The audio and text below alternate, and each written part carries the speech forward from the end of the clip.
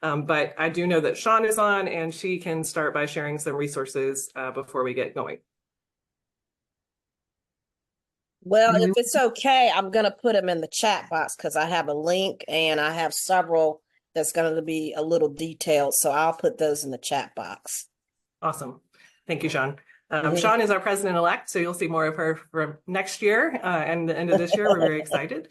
And if we have our other folks who have resources join on, they'll share them in the chat as well. But I will give it over to Kathy, who is going to do our introductions. All right. Hi, everyone. And let me just, I have the privilege of being able to introduce our speakers today. First, let me start with Judith Swack, the originator of Healing from the Body Level Up methodology.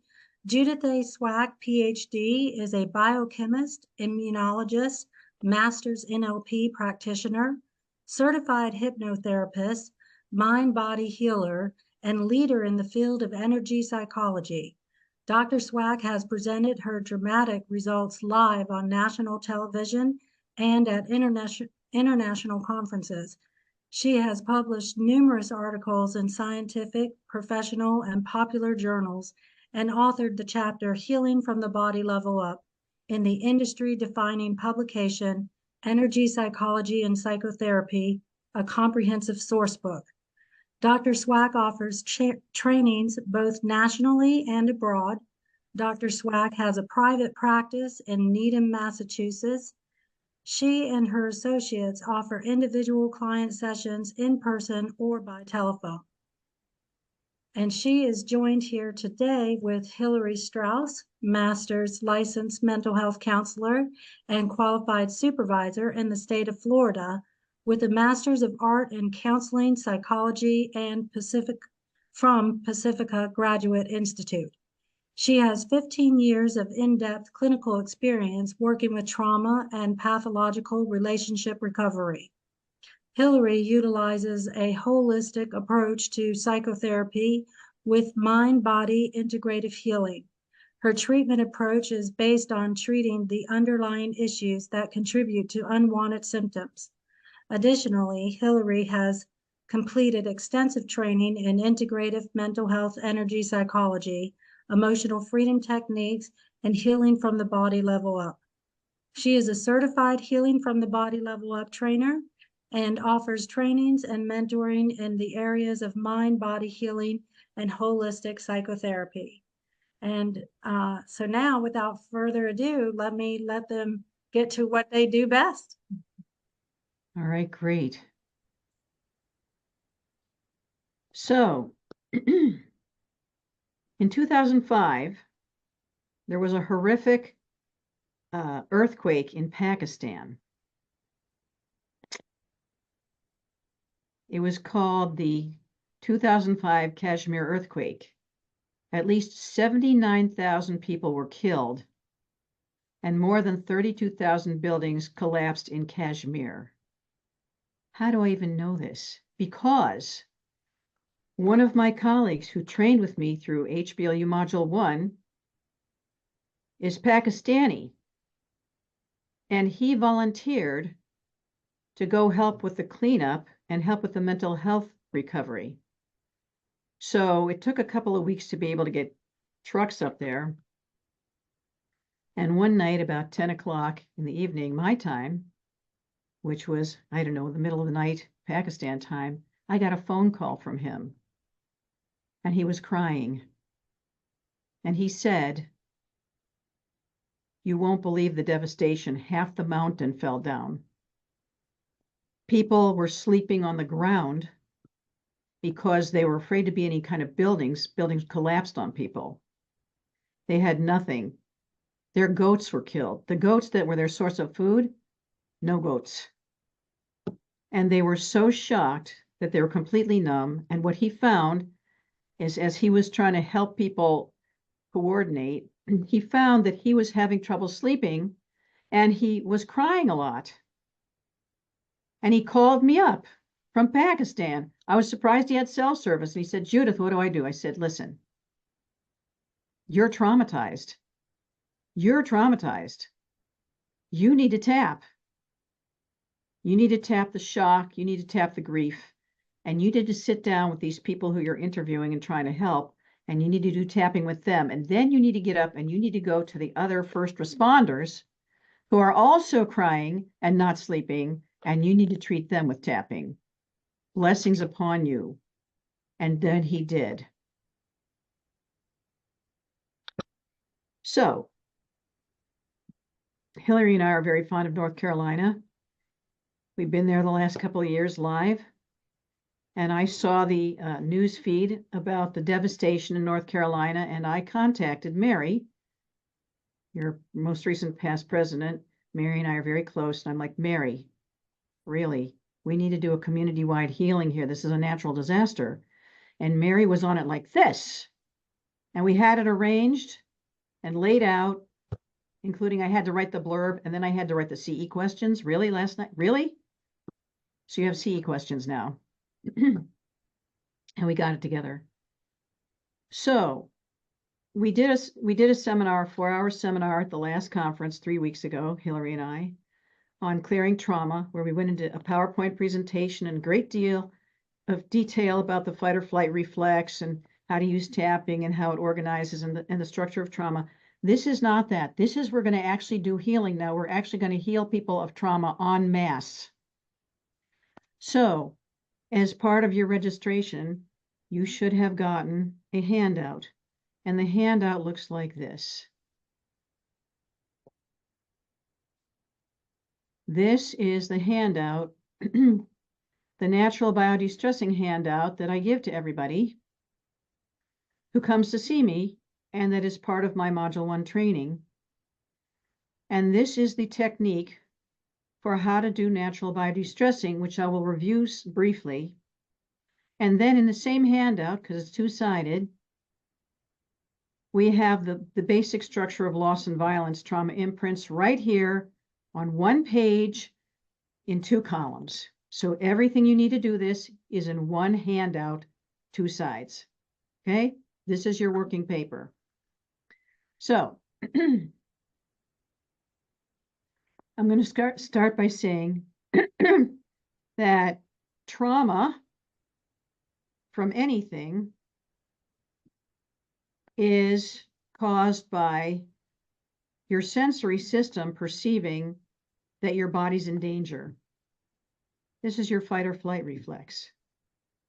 And the fight or flight reflex is a reflex in your body that basically triggers off an adrenaline response to danger.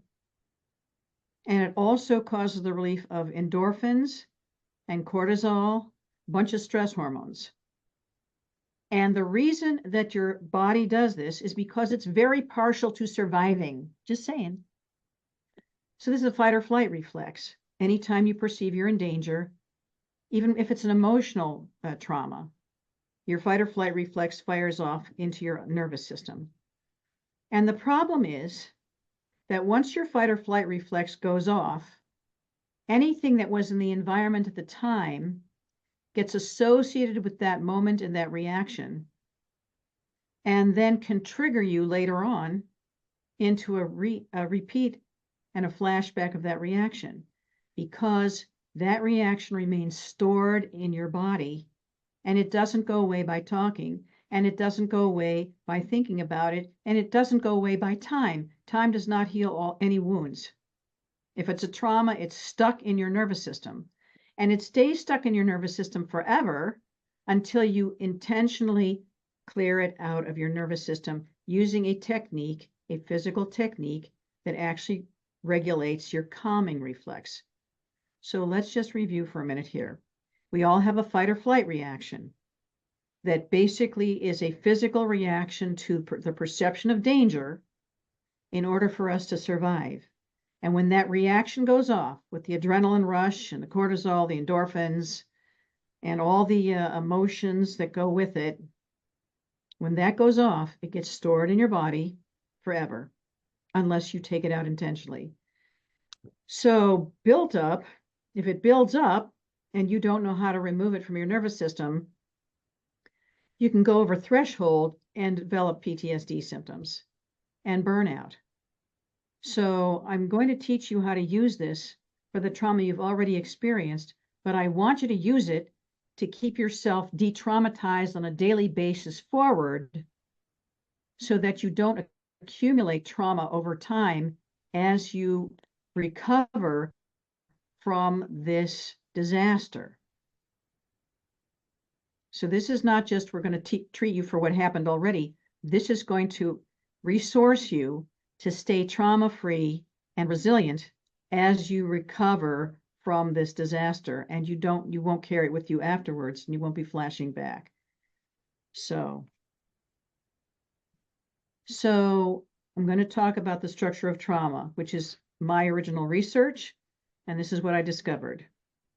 In the moment that you experience a traumatic shock, I want to show you something. I have a scale of severity here.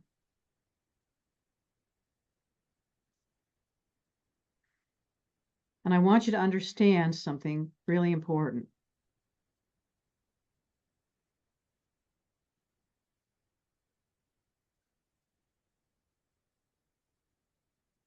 So, a phobia or a phobic reaction is an exaggerated, irrational, emotional, and physical reaction in your nervous system that is out of proportion with what is happening in reality, because your nervous system goes right into life and death, black and white extreme. If it's triggered, it goes all the way 100% life and death. There's no in between. So people who have phobias or phobic or traumatic reactions find that they can't mentally control or permanently talk themselves out of this reaction. And phobias range in severity from mild, in other words, the person may not even realize that his anxiety is phobic, to severe enough to send someone to a panic or freeze them up completely, a freeze reaction. So I usually ask people to rate their phobic response on the scale of 1 to 10, which we did in the exercises that we were doing for that seminar. But I want you to see the discomfort scale. 10 plus is I'm numb and frozen, I feel nothing. So when people are badly shocked, they act like they're fine, but they walk around numb like robots. Don't think they're fine. Understand they're in shock. Once the shock wears off a little bit, then they'll actually feel panic, which is great, panic. And then there's a scale of discomfort.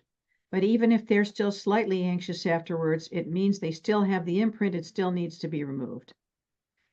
And a phobic response is a conditioned response of the fight, flight, or freeze reflex, which is what I said. So at the time that this fight, flight, or freeze reflex fired off, anything that was in the environment can get associated with that memory. And later on, these associations can trigger this original reflex reaction, like a body flashback, resulting in a phobic reaction even when nothing dangerous or upsetting is occurring in the present moment. So depending on the circumstances, the shock may imprint as just a simple phobia, or in more severe cases, a trauma. So I wanted you to understand the scale. Now, when you experience a traumatic reaction, and it's a natural disaster, it usually codes out as a loss trauma. Let me enlarge this. So in the moment of initial shock, when you realize that your house is flooding, or you've evacuated and you come back and you see there's nothing left but the foundation, that's when you shock out. And in that moment, oh my God, it's real, I'm really shocked. You experience not only shock and fear, you experience anger and rage, sadness and sorrow, hurt and pain. And then you search around guilt, shame, and blame. It's my fault because. I shouldn't have moved to a floodplain. I should have done better research, or I should have evacuated sooner, or I should have taken the news seriously, whatever. It's my fault because.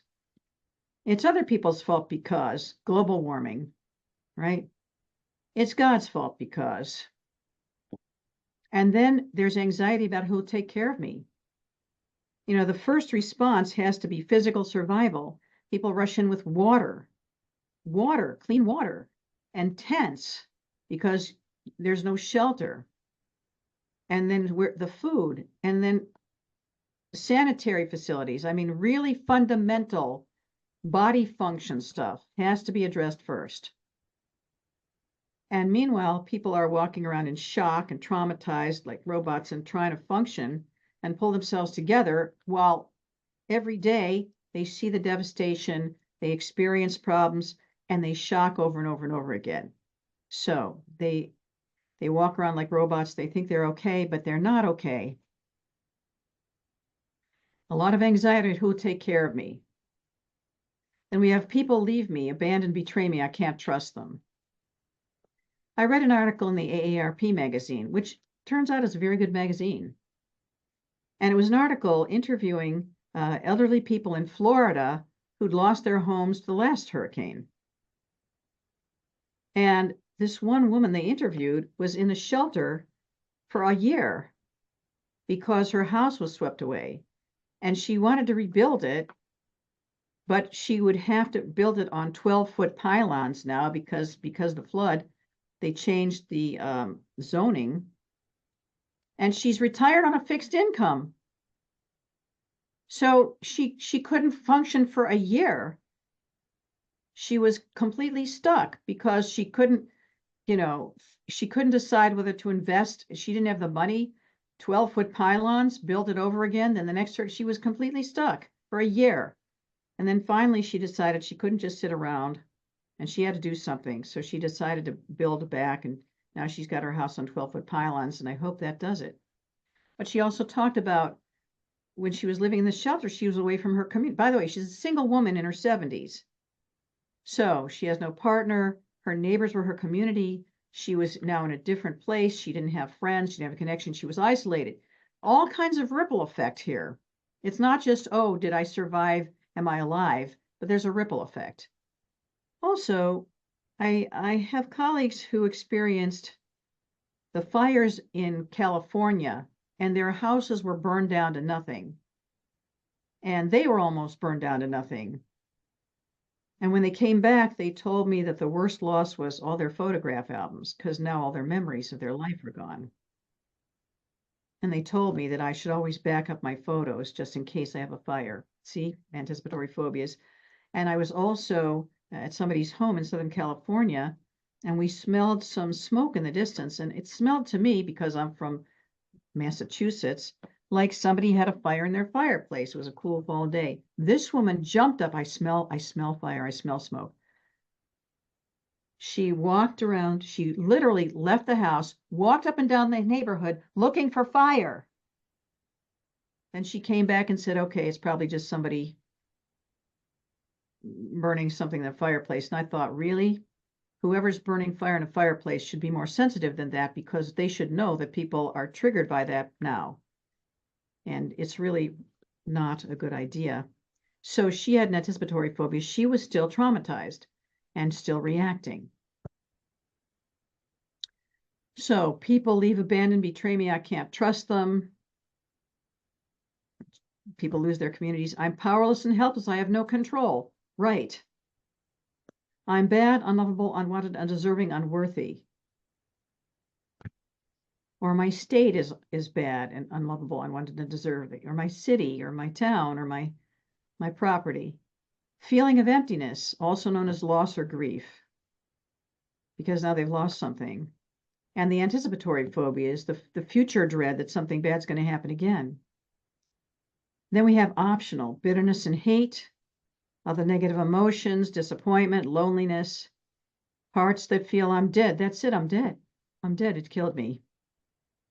Other limiting beliefs, irrational thoughts, limiting decisions, limiting identities, external messages, amend, making, or forgiveness, and root cause. Was there an earlier trauma, grudge, or underlying belief that predisposed you or set you up to incur this trauma? So this is loss. And loss is really characterized by a feeling of emptiness. Now, in natural disasters, rarely do people perceive them as violence traumas.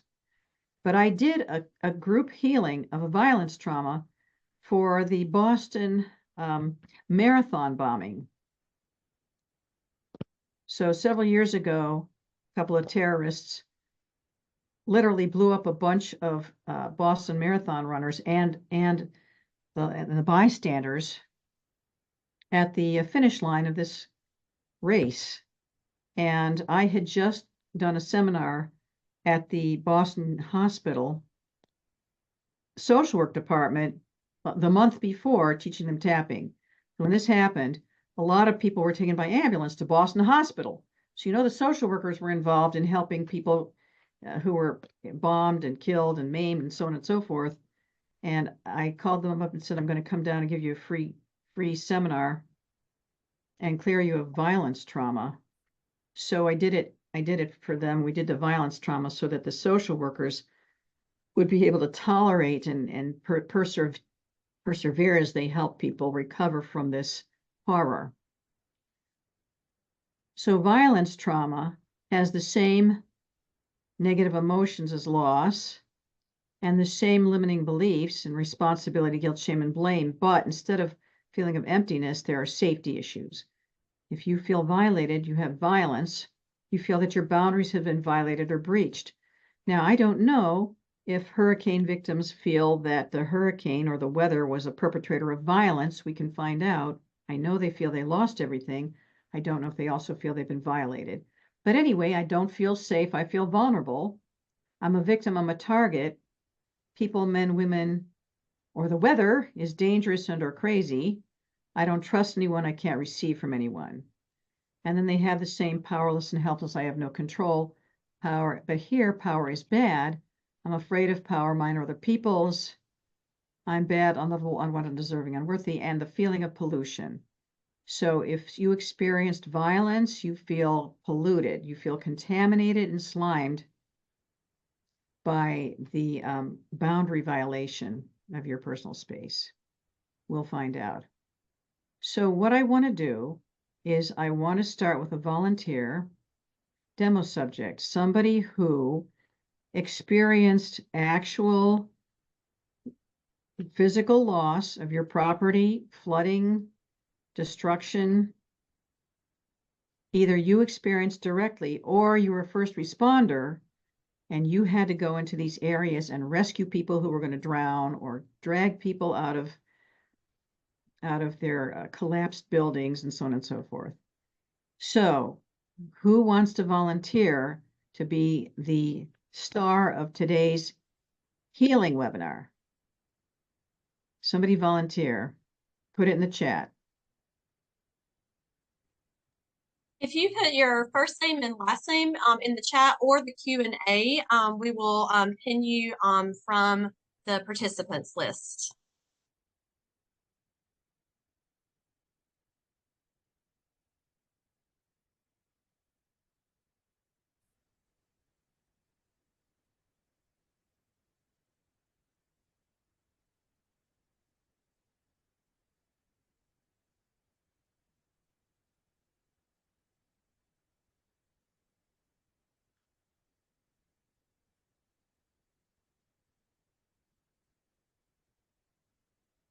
And while they're figuring out the who's going to be our demo, I want to add as well the importance of first responders and their role in experiencing trauma, because it can be a little bit different.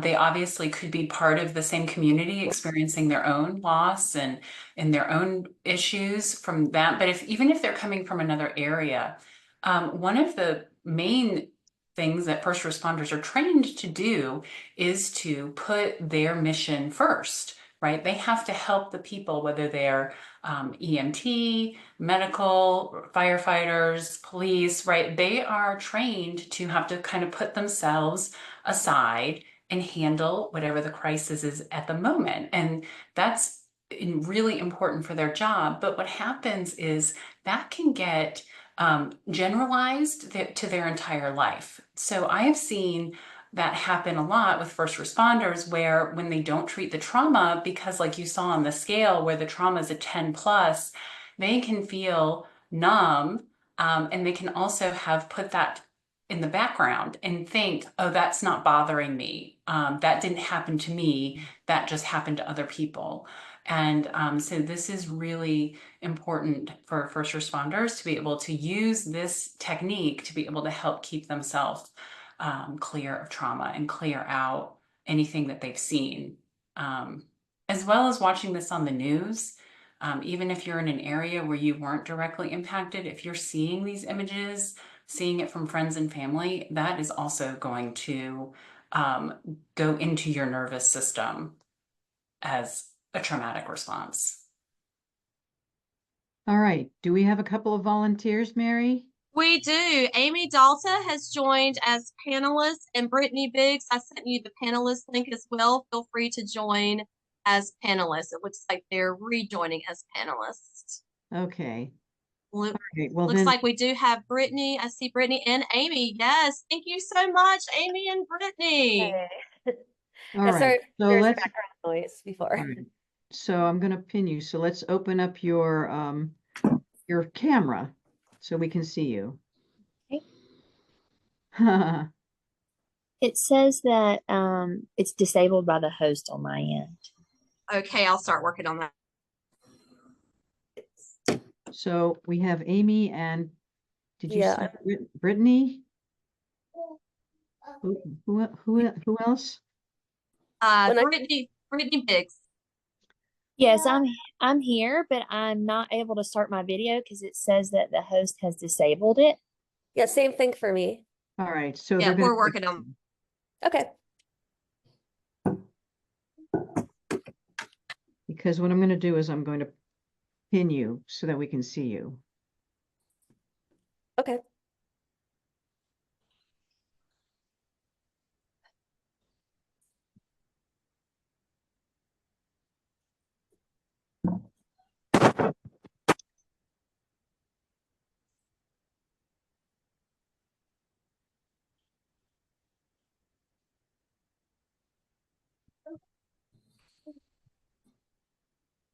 You might hear my son running in and out of the room. I apologize. Okay.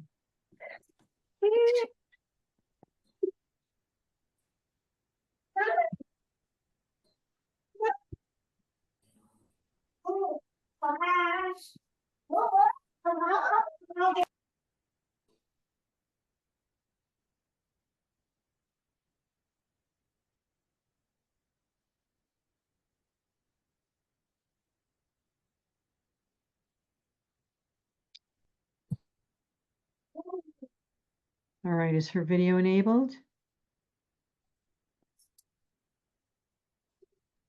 Okay, it is trying to enable the video, but if there's a way to begin with audio, we'll continue to work on this. Okay. So Amy, tell us about your hurricane experience. So hi, I'm Amy Datla. Nice to meet everybody here virtually. So I moved to Asheville a little over 2 years ago from Tampa. And my parents live in Asheville as well. That's why I came over to be close to them. And I'm mental health, obviously a licensed mental health provider here. I'm a provider in both states. I do primarily virtual work.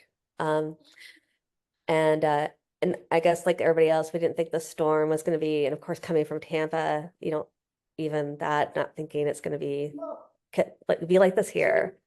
And so my parents live really up on they live up on a mountain up above Asheville, about 4 miles up mountain roads. So after the storm, and we knew there'd be winds, we knew there'd be rain, but I didn't really, coming from like hurricane country, I didn't really worry about too much. I didn't think it would really affect us more than just winter storms here being shut off for a while. I just wasn't prepared for the flooding, or just all the amount of devastation, just the amount of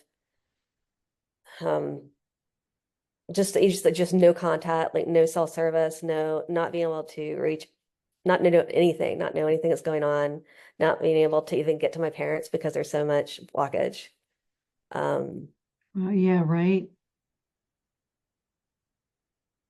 And Oh. yeah, and so All right, so Amy, you came from where? I live in Asheville. I came from Tampa. So that's everything. As I'm sitting here talking about this, my old neighborhood's getting pummeled. So I actually Right. moved here to escape a lot of the global warming from Tampa. Oh, So I guess it followed me here. I guess it did.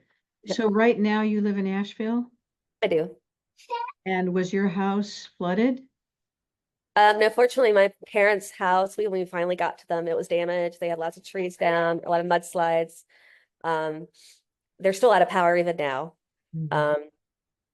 They're coming over to our place because our place is more secure as far as we don't have damage at our, and we finally got power back. So they're coming here for all their like to wash clothes and just be able to even get online at all, or just to be able to use a cell phone easier. We do finally have like stable cell phone service here. Mhm. So it was for me as far as like the personal effect, it was just like just going and just going through town and just going with the fun, coming across, the volunteers and first responders and trying to get to my parents and trying to help, get debris out of the way just to even get close to their house. Amy, can you try opening your camera now? Yeah. If it works. All right, great, thanks. Okay. So, what I want you to do, so not only were you worried for yourself, but you were worried for your parents. Yes, I mean, it was not something where I think it was more, my parents in the fear. I mean, even though I was fearful from ourselves too, because there's no power, there's no cell service, there's no police, there's nothing for days. It's just like no one there. Um, there's no sense of anything, and no one knows what's going on. And having a 4-year-old too, and not having that much gas in our car to the point where we finally just decided, because there's no gas either, that we finally said that we were just going to risk it and think of gas and just head to Charlotte. After we finally made sure my parents were at least safe. Um, we still couldn't get to them directly through that we could walk down to them. They finally got able to clear enough debris because there was mudslides going the main way. So we were finally able to go up above their road and walk down to them and at least deliver things and see them. Right. So when there isn't a hurricane, how far away do you live from them? I live in Asheville. Yeah, I mean, I live, it's like I lived in Tampa for 15, 20 years, almost 20 years. And then I've been living in Asheville for just over 2 years. And your parents live in Asheville. Mhm. And so are they down the street from you? Are they half a mile They're away? like we are in North Asheville, like really North Asheville, and they're like maybe they're uptown Mountain, like about 4 or 5 miles up. Right. So it isn't like you could walk to their house. Yes. Yeah. This is my point. Mhm. All right. So the hurricane hit and you didn't evacuate, or you did. We didn't evacuate first because we thought, okay, we'd stay put. Um, we just we had a small child. We just didn't know. We just like, okay, maybe we just didn't realize the extent either. Because we were like on a high ground, so we knew there's a lot of rain. We saw the wind, but we just didn't know. But after there was no news and no power, and we went out, and just all the power was out everywhere, and there's no cell service or anything. And we just started to slowly just started to get more and more concerned, started talking to people, um, and then on Saturday, that was Friday, we just hunkered down Friday night, not knowing anything really. And then Saturday, we decided to drive around a little bit more and beyond just around the house area. And we just drove around town because we started hearing more and more stories. And we had enough gas to just drive around a little bit and try to look at my parents. Um, and that's when we found out we couldn't get to them the first time. So this Saturday we went up, but they had cleared the roads, but it was just so much debris that they were still going to take quite a while to get to close to where they were. And so we did have a broken up text message from right when the storm was finished up, you know, that we knew that they're alive. So that was one thing that probably otherwise I've been going crazy. Really crazy, but at least I knew that they were alive. Yes. And then when you knew they were alive, and it took what, a couple, 3 days for you to then be able to drive near enough to their neighborhood that you could go up the hill and then walk down to their house. It's Sunday. Yeah, Sunday, right after 6 o'clock at night, Sunday. We actually were there when they cut through. So we came back up and we were like, we know they probably have cleared by now. We can get there. And they cleared it, the last bit of tree debris, at least to get to the road above them. And did you take them out of the house and bring them home with you, or did you leave them there because you No, thought... my parents are stubborn and they're sitting there cutting down trees themselves, and you know, and they're survivalists, they're very good.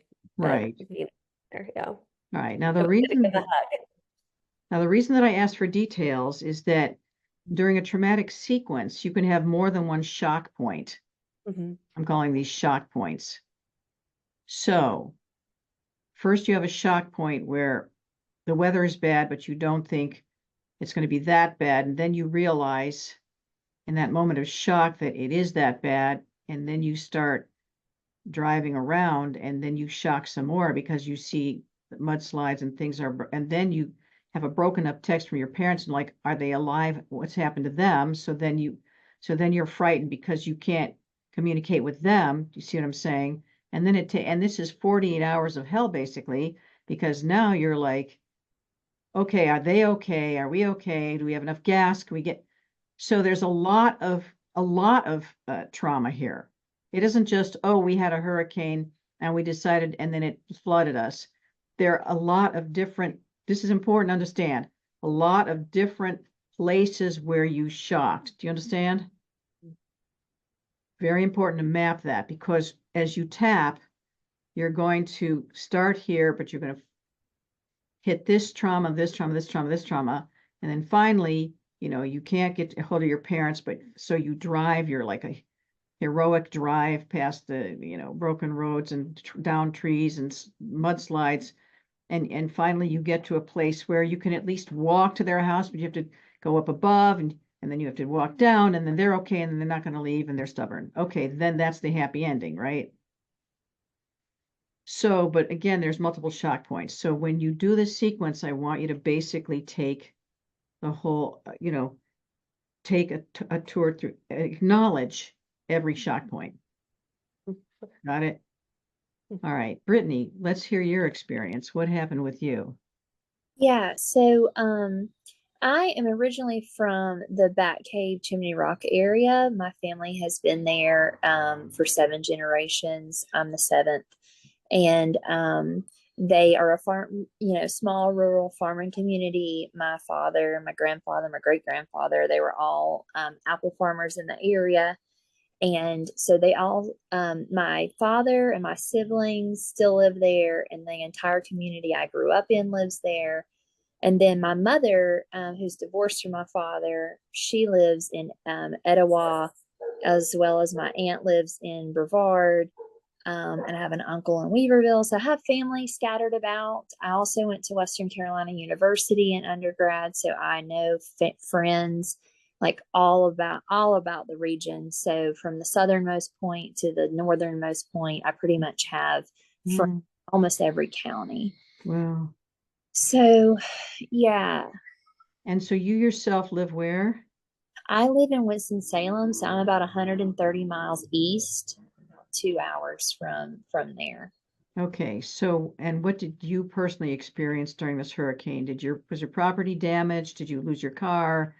Did your house crush in? Did you flood? What? No, but I personally didn't have any flood damage. The storm bypassed us here in the Triad region. However, I started from day one coordinating relief efforts from the outside through my friends and family on the inside, because it was such a dire situation. And for the first 5 days, no one was understanding the level of devastation because of the no cell phone service, no news coverage, no communication. My family didn't even know because they were all landlocked and trapped by landslides in a lot of places and couldn't get out of like a 1 mile radius or a 3 mile radius. And so they didn't even realize the devastation. And so even corresponding with the ones that did have cell service, they weren't taking my concerns seriously. They were dismissive, they were shaming, judging the works, you know, how family is. So I myself went into traumatic shock a couple of times in efforts of like helping people and helping my friends. Yes, tell us the moments. Tell us what it was like in those moments. What happened and what was your reaction? My first one was actually Thursday night before the storm hit. I have a lifelong friend in Saluda that lives in Saluda Grade in the Saluda Basin, and he was posting photos of like record flooding. Like it had already rained 15 inches by Thursday, and he was posting photos on social media of the water that was already flood level, that was already up to the bridges, that was already up to the lake homes, and was already covering his bridge to get to his home. And I knew then, like my great grandfather lived through the flood of 1916 and told us stories about it. So I knew then that it was potentially to this level.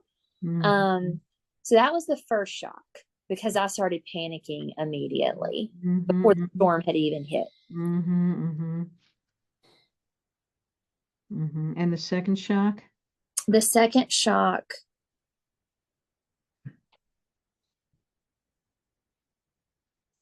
you know, this is interesting because it's kind of a blur for me. I feel like it's a little bit hard to track, but I do know that on day 5, my other friends, my lifelong friends who live in Swannanoa and Black Mountain, finally were able, they had tried to attempt to post a SOS on Facebook, like a video for 4 days, and it had finally gone through on that like 4th night. And when I watched that video and I saw him in traumatic shock and he was like crying, grown man, my best friend from like 20 years, like crying and desperation, and hearing his testimony, I think that was probably the second shock. I mean, it was like shock to my soul level shock. Yes. Because I knew how bad, I'd already known, like I know the terrain like the back of my hands. I know how devastating this would be when it's like in the back country or the high country. So that kind of really broke me, I think. This is what I'm talking about. Okay, so what we're going to do is we're going to start on shock. As you saw in the outline, we're going to start on shock. And the natural bio-destressing technique is very simple. We're going to use your fingers to tap on some places on your body that activate your calming reflex. These are nerve endings that activate your calming reflex. And so when you pull up the shock and you feel it in your body, because the memory is stored in your nervous system, you can turn off the reaction by activating the opposite reaction, which is calming. So we're going to basically pull up these emotions intentionally, and then we're going to turn them off at the level of your hypothalamus and pituitary. We're literally going to pull it up and physically turn them off. Got it? Okay. So the first thing I do, obviously this is a loss trauma, but let me check in with your deepest wisdom here. Tune in. Does any of this feel like violence to you?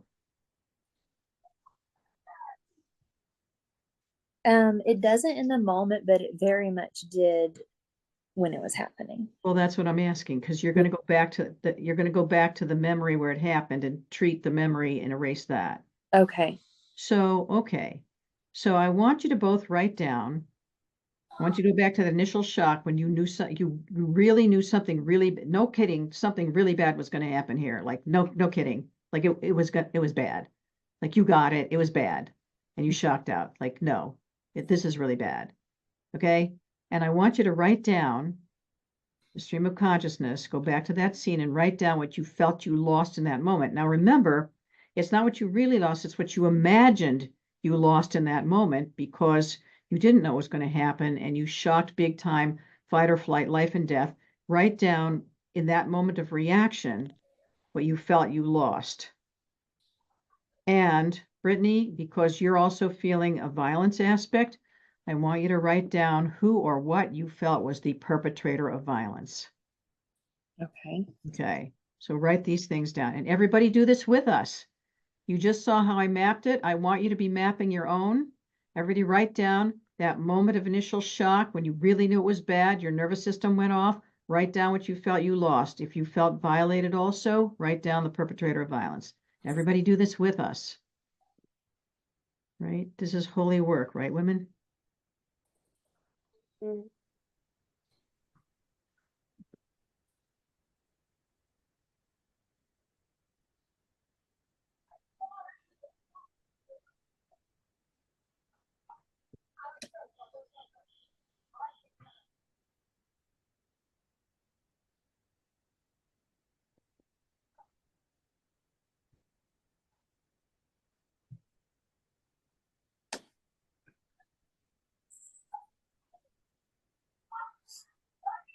All right, Amy, do you need more time?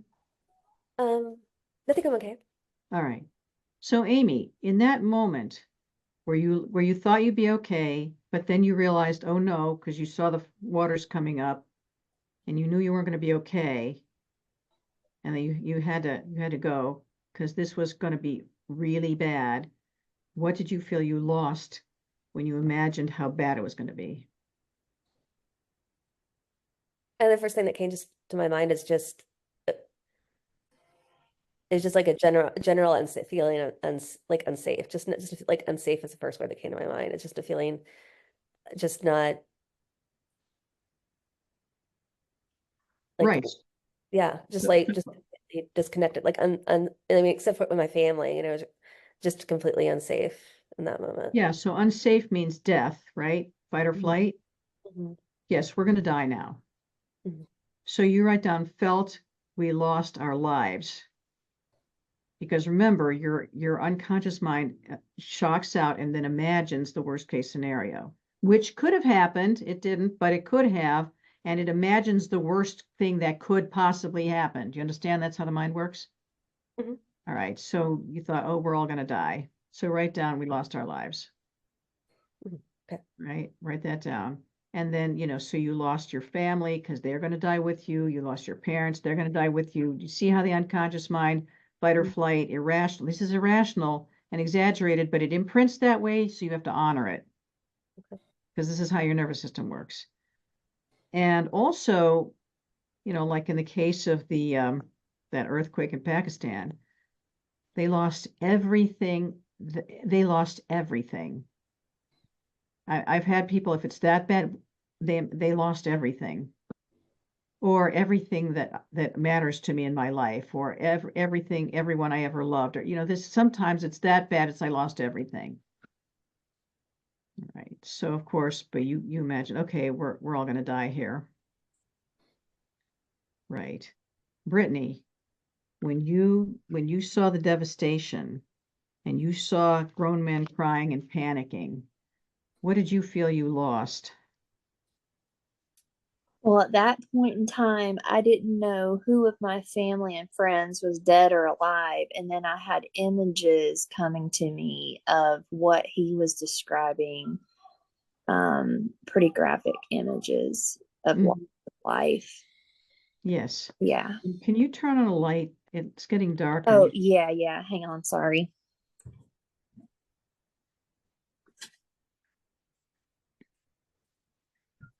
Great. So you would write down, that's perfect. You would write down, I felt I lost everybody I knew. Okay. Right. And then you might also extend it if you feel really attached to the land, you know, you love the country, you love the land. and I lost my entire, I lost my entire Landscape. landscape, yeah. Which actually isn't that far off from reality, just saying. Mm-hmm. Okay. And Brittany, who did you feel was the perpetrator of violence in this scenario? This uncontrolled violent weather that just destroyed everything in its path. There really wasn't a person. It felt like Mother Nature. Yes, so write that down. Yeah. Yes. Mother Nature, perpetrator of violence. Because remember, this is your unconscious mind, so it's the land of metaphor and drama Mm-hmm. and imagination. And when you have a trauma, your unconscious mind always imagines the worst case scenario. It just imagines it. So you have to consciously, you have to have etiquette here. You have to understand this is how the body reacts. Your conscious mind needs to follow it with graciousness and just hold it with acceptance that this is how your body works. This is how your unconscious mind works, and we're just going to heal it. We're going to go to how it works, and then we're going to intentionally heal it, but we're going to take it as at face value. This is how it works. This is why we have to heal it. Okay. All right, Amy, anything else you want to add before we start erasing stuff?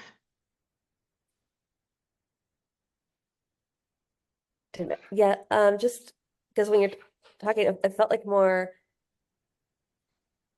I don't know if this is helpful, but it was just the idea that, sorry, I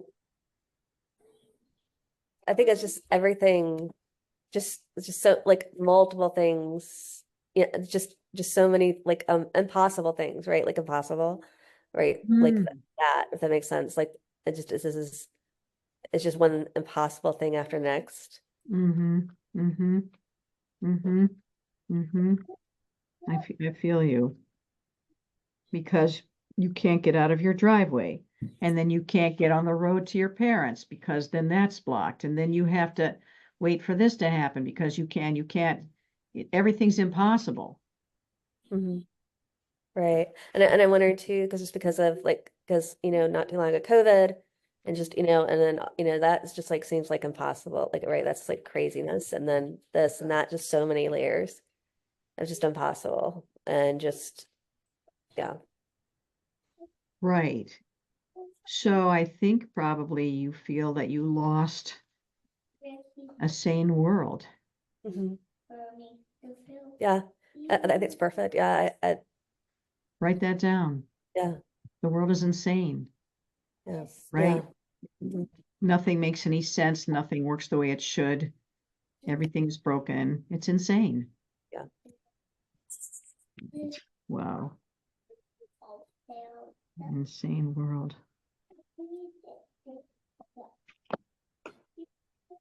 But a lot of people feel that way. Thank you for that. Yeah. Okay, so now I want you to tune into your bodies. Go into that moment of initial shock, tune into the body. And then I want you to feel where in your body do you feel the reaction? Where is the shock and fear? Where's the, oh no, this is really bad. Oh no, where do you feel it physically?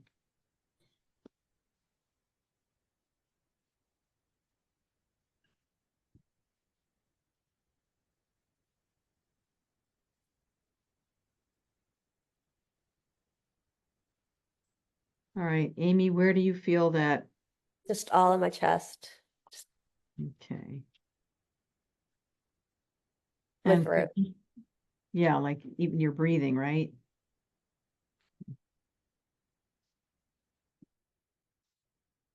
Okay. And Brittany, where do you feel it? I feel it energetically in my chest and in my gut, but physically my back, Mm-hmm. it hurts really bad. Like it just feels like it's just been beaten up. Yeah. All right. By the way, take off your watches. No electronics on the body. No magnets. Right. No crystals. Okay. Now, I want you to know that some people also shocked out to the sound of the wind. It's not just what you saw, but the sound, because this kind of, the sound is very violent. So I want you to also factor in not just what you saw, but also what you heard, if that's part of the memory. Okay. All right. So now you're going to follow me. Everybody follow me. We're going to do natural bio-destressing, and we're going to clear the shock and fear out of your system. Okay. All right. So we're going to start by tapping the edge of your hand. Now, this is the place when we are upset, you bring your hands, you know. We do this naturally. I call this natural bio-destressing. We're going to stimulate this edge on intentionally. And you're going to say, I deeply and profoundly love, accept, and respect myself. I deeply and profoundly love and respect. Even though I have this shock and fear. Out loud, everybody. I deeply and profoundly love, accept, and respect myself, even though I'm so shocked, I can't even believe it. I deeply, lovely, and profoundly love and respect myself, even though I'm deeply shocked. I deeply and profoundly love, accept, and respect myself, even though I have this shock and fear. I deeply love and profoundly respect myself, even though I have this shock and fear. All right, start at the top of the head. And the imprint will be stored in maybe 3 or 4 of the points we're going to tap. So we're going to tap all of them. If you feel a release, stay on it longer.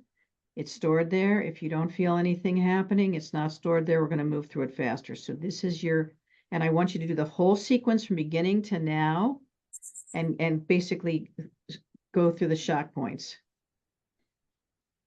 Okay.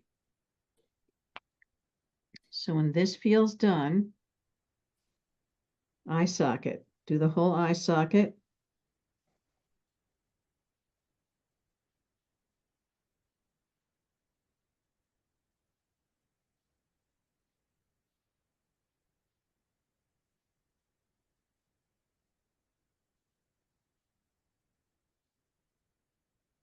When that feels done, tap under the nose.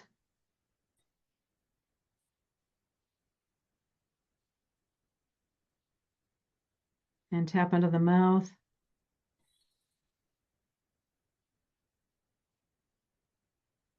And then tap under the collarbone.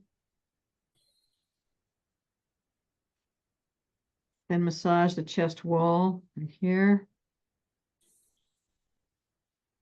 Then the armpit points, which is on the rib cage. It's an ouchy spot right here. You can do it like this. It's on the bone.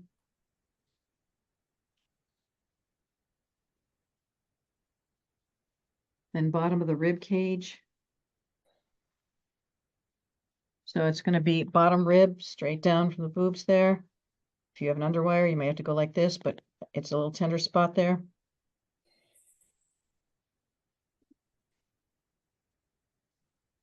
And when that feels done, we're going to tap the outside edge of the finger, starting with the thumb by the nail here, this edge. So everybody tap your way down both hands because we're doing right and left brain.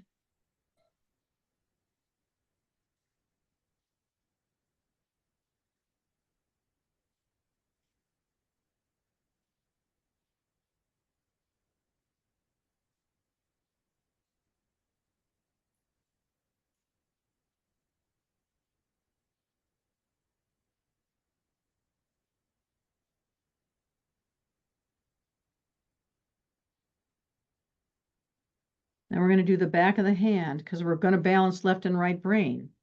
So you're going to tap in the indentation between your ring finger and pinky there. You put it down on your lap if you want. You're going to tap the whole sequence. So you're going to close your eyes, keep tapping. Open your eyes.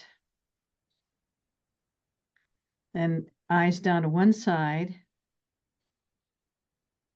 Eyes down to the other side. Eyes round and round smoothly in one direction, roll them. Opposite direction when you're ready. Roll them. Then hum a tune out loud. Keep tapping the whole time.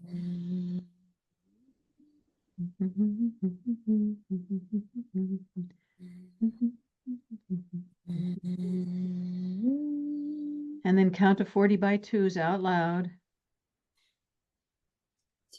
Tapping right here. 10, 12, 14, 16, 18, 20, 22, 24, 26, 28, 20, And then hum again. 24.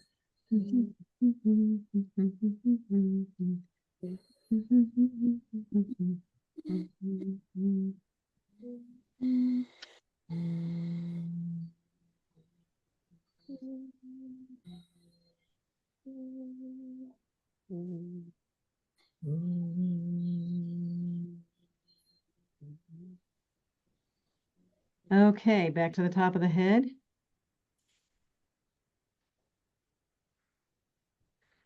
And, you know, make sure that you're tuning into that area of your body and it's finished releasing. I forgot to say, you probably don't want shoes on because you want to release this like static electricity. No shoes on. Eye socket when you're ready, doing the once over.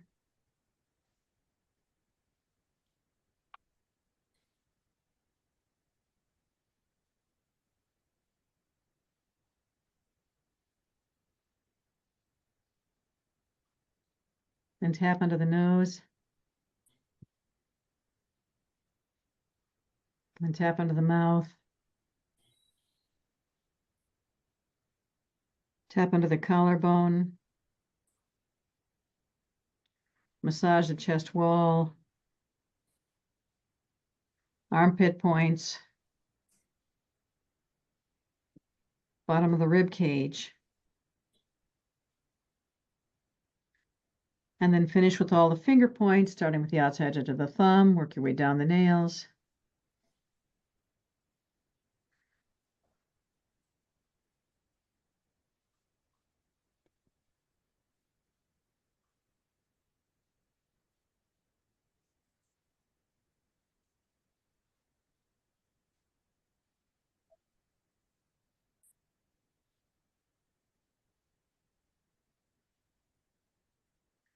Karate chop.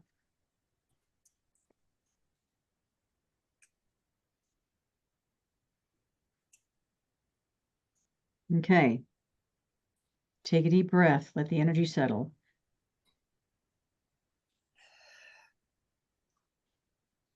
Take a drink of water. We're processing. If you need to go get water, go get some water.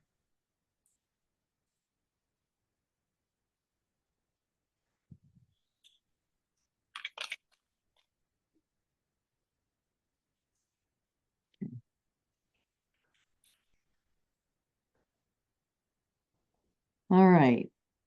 So I'm going to start with Amy. Amy, when you think about that sequence, how do you feel in your chest right now? Better. Yeah, I definitely could tell. I've done acupressure before, but I've never done the tapping like this before. Same Um, idea. Yeah, so yeah, I could definitely could feel it, the body relaxing as I'm doing it. Nice. Hence the term, the calming reflex. Right. Okay, good. And Brittany, how do you feel now in your chest gotten back? Front side body is feeling more relaxed. My back is really starting to amplify the pain. Like the pain is going up in the back in the shoulder blades. But I can feel my nervous system starting to regulate, like the yawning. It's like really stimulating the vagus nerve and like Exactly. yeah. Exactly. This is where you're regulating your nervous system. Yeah. Absolutely. You understand how critical that is when you're in a constant fight or flight exposure situation. Right. Regulation is very key. Yeah. Okay, good. So now we're going to show you the outline, because the next line on the outline, because we just did the shock and fear, on both sides is anger and rage. So Amy and Brittany, when you think about that trauma experience, do you have any anger or rage?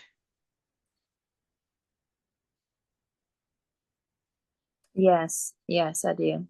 Yes. All right.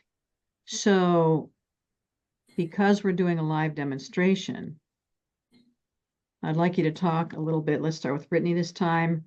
What do you feel angry about? And again, this is going to be irrational, exaggerated. Don't try to hold it back. Don't censor it. Just like go into it and like say what it is. I feel the most angry that I was ignored for the first 5 days. Mhm. My concerns fell on deaf ears. Mm-hmm. I feel like that cost people's lives. And I feel angry that no one took me seriously. I feel angry that there was no news coverage. I feel angry that there were news stories like the P.D. thing that were like replaying while this was going on, and nothing was being done to help people. Mm-hmm. So I feel angry towards my family for how they treated me in a crisis situation. I feel angry about members not contacting me to let me know they're safe. Felt angry about how my own family treated me in my own home. Mm-hmm. I Mm-hmm. was angry. Mm-hmm. Feel angry that the place I love, the landscape and the mountains that I love were destroyed. Places that I hold memories and hold dear to my heart and I love more than anything. I feel angry that a lot of them are gone. Yeah, I feel most angry about that one, I think. Okay. And this is the point. Even though it's just one line, it says anger and rage, you have to ask the client, what do you feel angry about? Because it could be more than one thing associated with an issue. So Brittany had 5 different or maybe 6 different things she felt angry about. And it's important to express that in order to connect in with it to drain it. If you don't bring it up, it won't clear. So that's why I said don't censor, just really get like bring it out. And where in your body would you feel those 6 angers right now? Where do you feel them?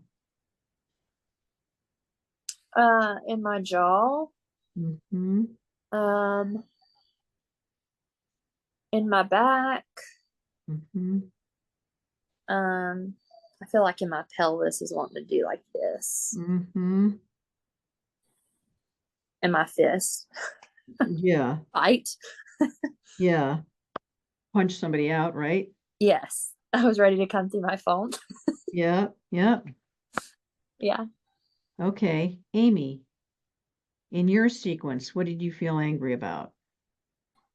See, Brittany, that was helpful. Thank you for me, because it was because I identified like what I was the most angry, which is like the community that I felt finally like settled again and connected and and this beautiful community and and WNC and like my home again, right? That my parents have called home for 20 years. And just so, that after over 2 years being finally, I can like that is probably one of the most angry. And then I think that tied back to the world is insane. The world is insane. Mm-hmm. Because of like because of my family's experience over last since 2016, and like Florida and like going through everything we went through. Because we're a family of color. I'm white, but everybody else in my family is not. My husband's not from this country. So it's just like the idea of just like one thing after another, just like this world is insane, everything's crazy. Like I don't feel connected to my community, like nothing seems stable. And then coming and finally feeling after feeling uncertain for so long, like finally feeling really like centered in like this in this area, like in this astral area, I finally feeling like centered again. and like a sense of community, even though it's like so diverse and just like, you know, the idea that, okay, that these people will, if I'm hurting, they will be here for me, you know? I'm angry about that because I feel like that's been, and at the same time, I have this like sense of like strength, like, you know, we're gonna rebuild and we're gonna connect, and this is gonna make us stronger. So it's like this double-sided thing. Yes, well, here's the deal. There's your conscious mind, which is your logical mind.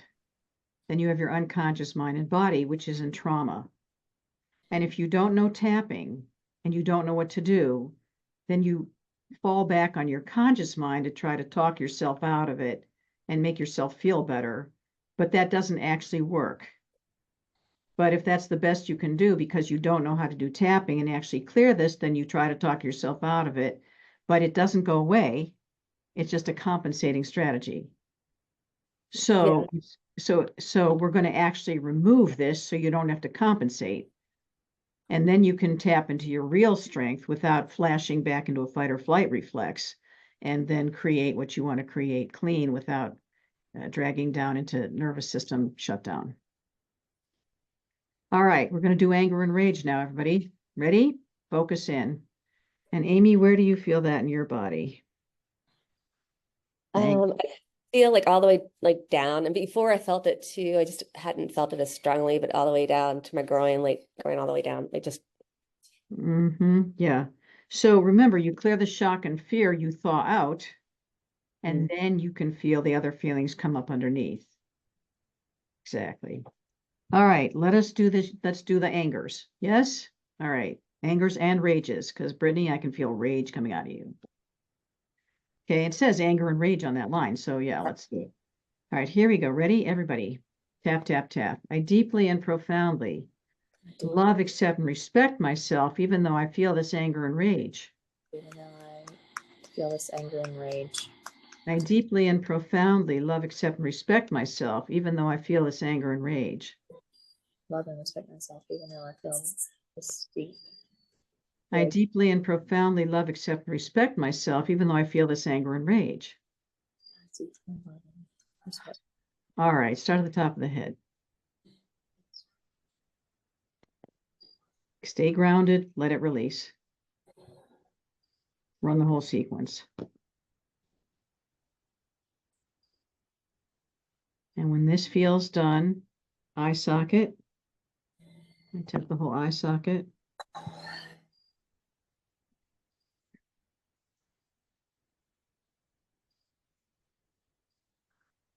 When this feels done, tap under the nose.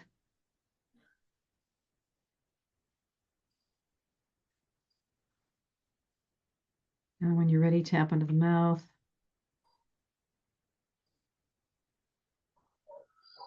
And under the collarbone. Massage the chest wall. Armpit points.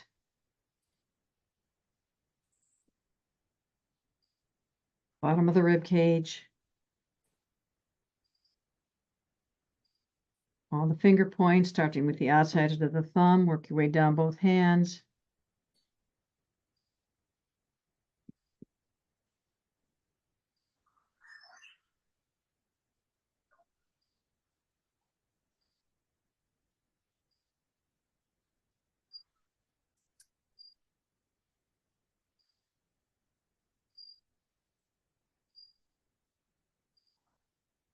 When you've made it down both hands, you're going to do the back of the hand again.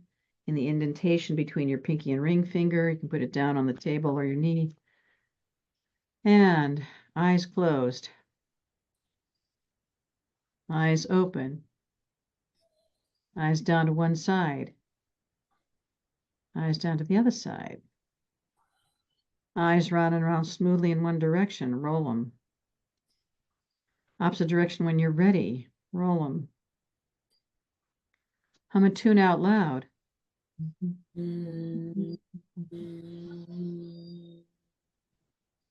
Count to 40 by twos out loud.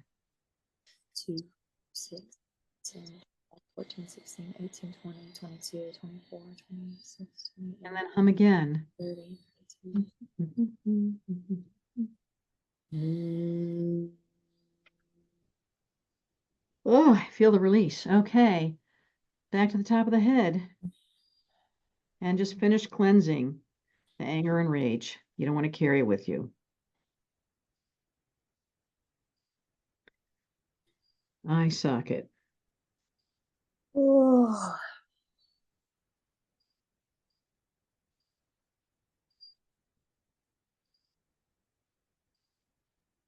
Then tap under the nose. Tap into the mouth. Tap under the collarbone. Massage the chest wall. Armpit points. Bottom of the rib cage. And finish with the finger points.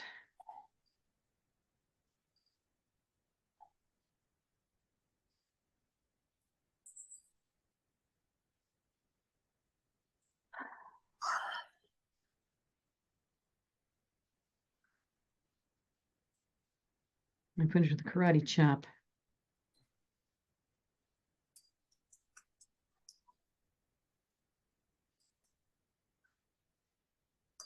Take a deep breath.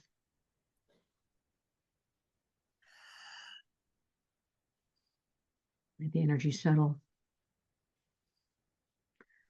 I had tears pouring down my eyes that time. Wow. Okay. Brittany, how do you feel now?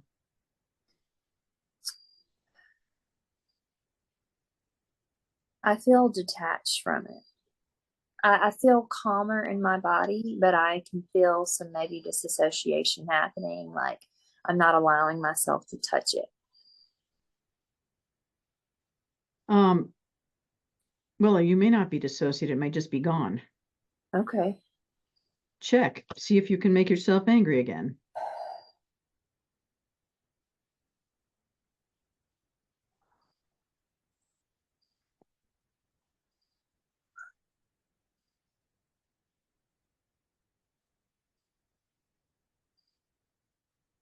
My body is just too tired to do it. Even if I could, I don't think I could. No, it's gone. You had a release. You feel very relaxed, calming reflex. You're not tired, you're calm. But I'm going to address that in a minute because you basically said something very important, but I want to hear from Amy and then I'm going to talk about this. Amy, how do you feel now in your torso going down to your pelvis? Yeah, more like more relaxed, more open. Like Brittany, a little, just a little bit, just like more set back a little bit. Right. So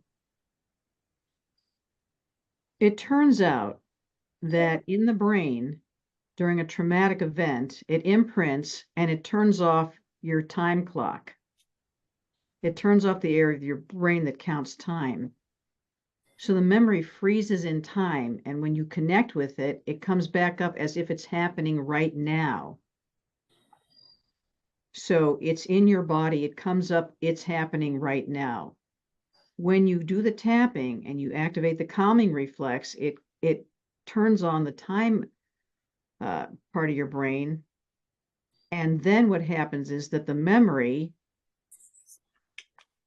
puts itself in time. And it's not happening right now. So it goes back into the timeline.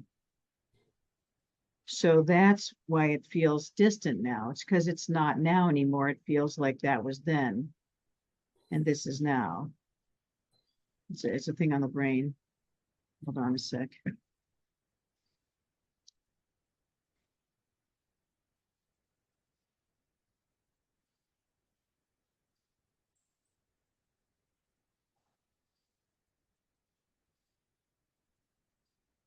And in the seminar that Hillary and I gave a couple weeks ago, we actually showed the brain scan and the sections of the brain that turn off during trauma, and it shows you where the time stamp freezes, which is going to be made available for you to buy from the LCCNC. They're going to make that seminar available to you for purchase, so you get to see the brain scans. But yes, you're actually experiencing time coming back into focus and this being put into time. Okay, now, as I was doing it with you, of course, I'm empathic, I'm doing it with you, and I noticed that not only was I focusing on that anger and rage, and I could really feel Brittany's like offendedness, right? I'm trying to save your lives, you're ignoring me. And of course, I hear expletive deleted, all kinds of swearing in there, like you morons, et cetera, et cetera. But I also noticed that tears started pouring down my eyes, which means I was tapping in also to the sadness and sorrow. And notice how in this outline, you understand now why I wrote the outline in this order, because sadness and sorrow comes right after anger and rage. And I saw in the chat that some people also were crying when they did this round. So you see, it really comes up in this structure. So I'm going to ask you both to go back to this scenario and see if you have any remaining sadness or sorrow. Now, it might have cleared with the anger and rage. It might have, but it might not have. So scan the sequence again and feel for sadness and sorrow. See, other people, the sadness is coming up right underneath the anger and rage.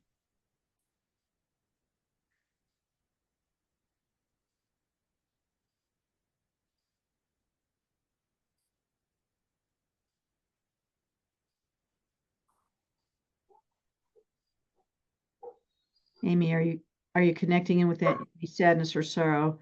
Because if not, if we did it together, we'll go to the next line, but just checking for it. Yeah, it's just on different levels. Like, you know, there's not, well, the first thing that comes to my mind, and I think this was, I won't think as strong as the anger, as I think it was more sadness for me with my son. It's just that sadness of not, you know, that's something I couldn't protect him from. Right. Because it's like everywhere, and we're not, and we're very open as a family anyway, but it's obviously you can't hide everybody's feelings and everybody's experiences in every moment anyway, but it's just the idea that it was something that it was really hard to play both in that moment. I hear you. All right. And Brittany, sadness for you? Anything left on that?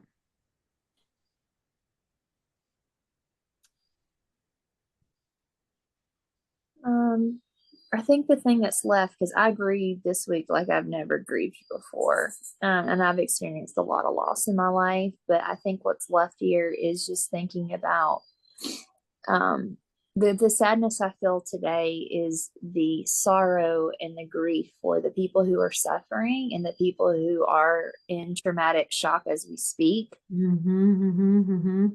in mental health crisis, who are in and will be in mental health crisis in the weeks and even generations to come, like I said, with the children especially, like really thinking about the children that were affected by this and were born in this and lost parents in this. Yes. And that's actually why I called up Mary or emailed Mary last week, because I could feel the grief of the community, and I knew that a whole bunch of people were going to be traumatized unless they learned this. And I said, Mary, we have to get this out. We have to teach the counselors. They have to spread out. They have to help people do this. They have to get it out there. So I'm teaching it to you. Got a handout. Follow the outline. Do a lot of tapping. You talk with people. They tell you, you tap. Just go clear people. Get anybody you can grab a hold of. Right? The whole community needs to be de-traumatized. I can't do it all myself. So, you know, I task you with this, and I feel this because yes, and coming up in the end of November, beginning of December, I forget what it is, I'm going to do a full day training on healing ancestral trauma because it does pass down for generations. So let's clean it up now so it doesn't carry on. Now the next generation, nothing. You know, people are still suffering from depression mentality, for God's sake. Right? So, all right, we're going to do sadness and sorrow. Sadness for the misfortune that our children had to experience this. We couldn't protect them from it. They're very frightened. You're going to be tapping your son, yes? After this, Amy? Right? You're going to be talking him through it, listening to his feelings, running him through the tapping? Yes. Perfect. And yeah, and you know what? The whole community is sad. We're going to do this for the community, and we're going to do it for the earth because the earth is sad. Right. Those of you who can feel earth energy, the earth is sad. The trees are sad. Really. So let's do the sadness. All right, tune in. Where in your bodies do you feel the sadness?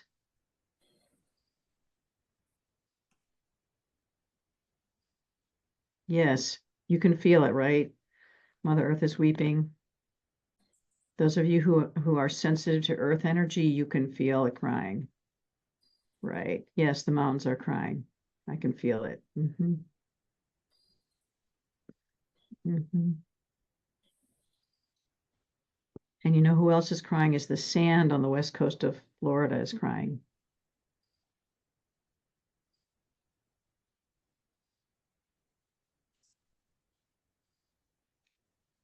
Okay, Amy, where in your body do you feel the sadness and sorrow? Oh, like my Throat. like, yeah, on lower part of my face, my jaw, and Yeah. throat. And Brittany? I definitely feel it in my throat.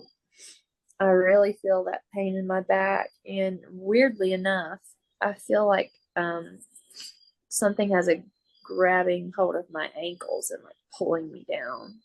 Yeah.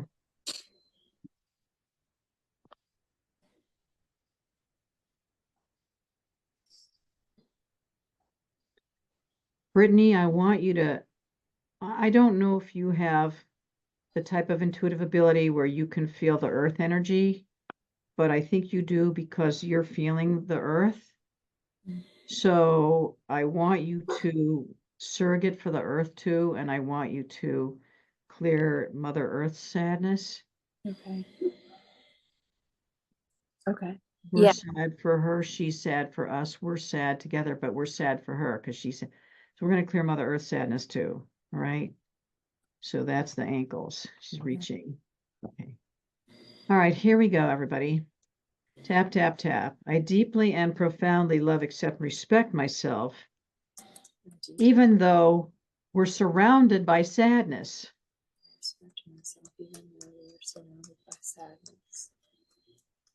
I deeply and profoundly love, accept, and respect myself, even though we're surrounded by sadness. I deeply and profoundly love, accept, and respect myself, even though we are all, including Mother Earth, sad. Okay, we release the sadness, not just for yourselves, but reach into the community, reach the earth. We're clearing the sadness from the whole energy frequency of this area of the world. Right. When that feels done, eye socket.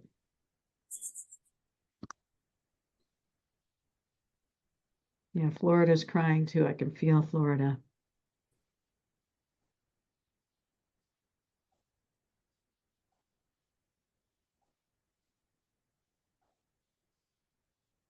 Right. And this includes the birds and the animals. I can feel them too. Sorry. And under the nose, under the mouth when you're done.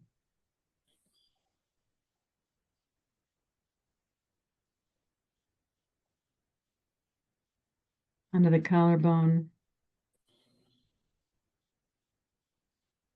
Massage the chest wall. Armpit points. Bottom of the rib cage. All the finger points starting with the outside edge of the thumb.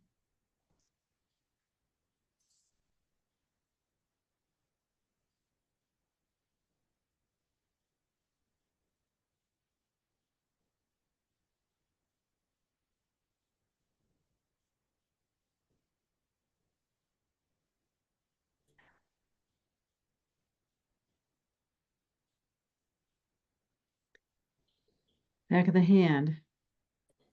Eyes closed. Eyes open. Eyes down to one side. Eyes down to the other side.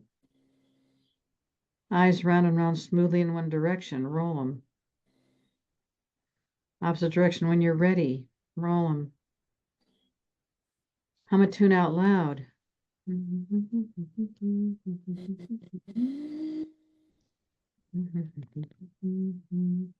Count to 40 by twos. 10, 22, 24, 26, 28, 30, 32. And hum again.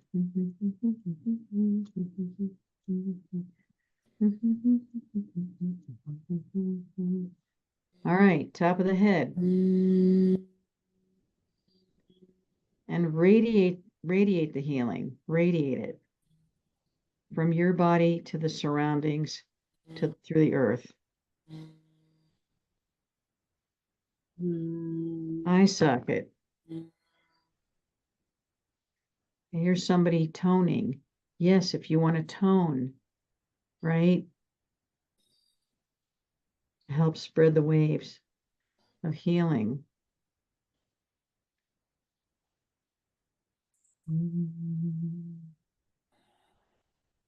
And tap into the nose. Tap into the mouth. Tap into the collarbone. Massage the chest wall. Armpit points. Bottom of the rib cage. And all the finger points, starting with the outside edge of the thumb. And work your way down the hands.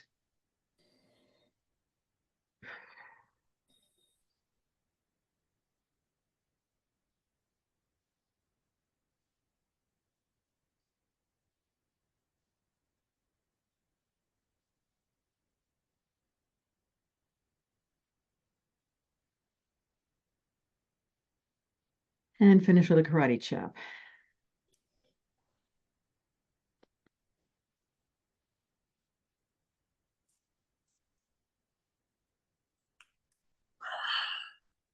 Okay. Take a deep breath, take a drink of water.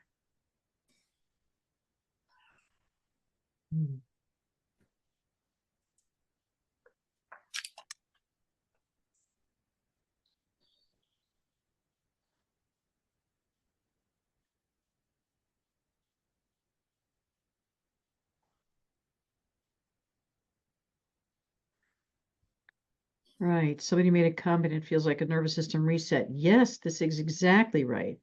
This is a nervous system reset. Right. That's exactly right.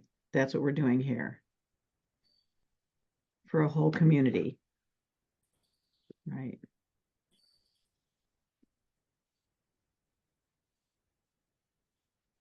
Okay, so now,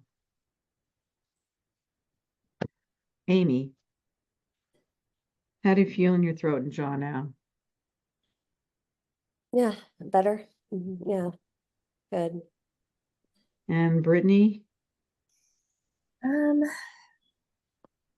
I still feel constricted in my diaphragm. Mm, I feel like I'm more relaxed, but I still feel like my breath is like kind of tight. mm-hmm. Well, we've got a whole nother rest of the outline to check, yes? So, if you think what's there is still sadness and sorrow, we can do another round. On the other hand, it might be hurt and pain coming up next, right? We got a whole outline to do. And you can see how when you start doing it, your natural intuition, your deepest wisdom basically starts to flow it to you. Here's the outline, here's the technique. Once you tune in and start working, your insides come up and cooperate and start to run it from the inside, and you just follow it. Do you see how natural that is? Right, because your body wants to be stable. It wants to reclaim equilibrium. It's happy that you're helping it with the right technique, and so it meets you and you follow it. Once you get it started, it leads you. Isn't that interesting? Body wisdom. Okay, now usually when I'm in session with somebody, it takes 10 or 15 minutes to do a round. And you can see there's several layers that you have to check. It can take 2 sessions. I do an hour, 20-minute sessions. It can take a couple of sessions to check every line. Yes? So what I do is I pause at, about 45 minutes, and I have people tune in. How do you feel now? The energy is settling. And then I ask them to write what they learned from the healing so far, like stream of consciousness, because your nervous system is resetting, your sense of reality is resetting, and you learn from the healing. And it's not intellectual learning. Oh, I had trauma, and oh, I'm resetting my nervous system. It's you get insights, your sense of reality shifts. It could be a feeling coming up, a whole sentence, a word, insights. The next piece of work showing itself, like for Brittany, her learning is, oh, I'm still tight in my diaphragm. Okay, that's the next piece of work showing up. But what I want everybody to do right now is we've done 3 rounds of healing on the 3 most major emotions. I want you to sit and write what you learned from the healing so far. Just take a pause and come up to moment. What'd you learn from the healing so far?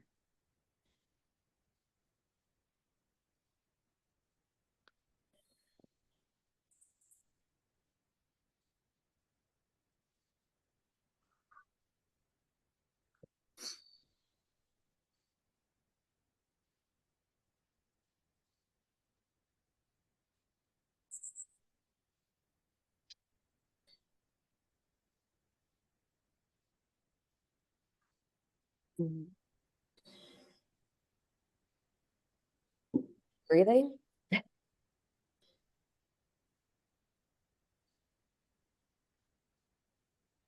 Nice.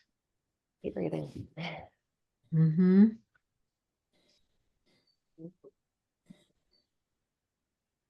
Because remember, a shock looks like this. People stop breathing. And when they do, it's shallow in their upper chest now because they're constricted the diaphragm, right, Brittany? Yeah. And when you clear it and the trauma memory releases from the body, you come back down into your parasympathetic nervous system, into your calming reflex, and then you breathe deeply. So that's a very good perception. All right, Brittany, what did you learn? What came out the pen from the rounds we've done so far? Definitely releasing anger and grief, and definitely feeling the burden. Someone had mentioned that in the comments, but yeah, definitely feeling like the burden that was put on me, and that's like the pain I'm feeling in the back. It just feels like I'm just like carrying it on my back. And there was a moment I had a shock. I watched a movie on one of the nights with my family, and growing up on a farm, on a fruit farm, in the movie, there was a pluck of the fruit from the tree, and the auditory sound of that was like a lightning bolt shock to my nervous system. And I immediately had a ab reaction, like grief stricken reaction. So yeah, like feeling now like that's kind of bubbling up as we're working this, like feeling the loss there, like in my lineage as well. Beautiful. All right. We have time to do one more round. So we're going to cover like the 4 major emotions. And the next round is hurt and pain. Okay, hurt and pain. So tune in. Amy, do you feel hurt and pain in this sequence? Brittany, do you feel hurt and pain? You might not. It might have cleared with the other layers. And if it's not, then I'm going to ask Brittany to look at the outline and say what's left in her solar plexus.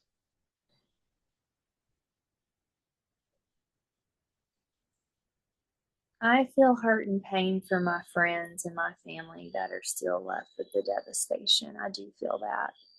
So I feel. Okay. And Brittany, where is that hurt and pain in your body?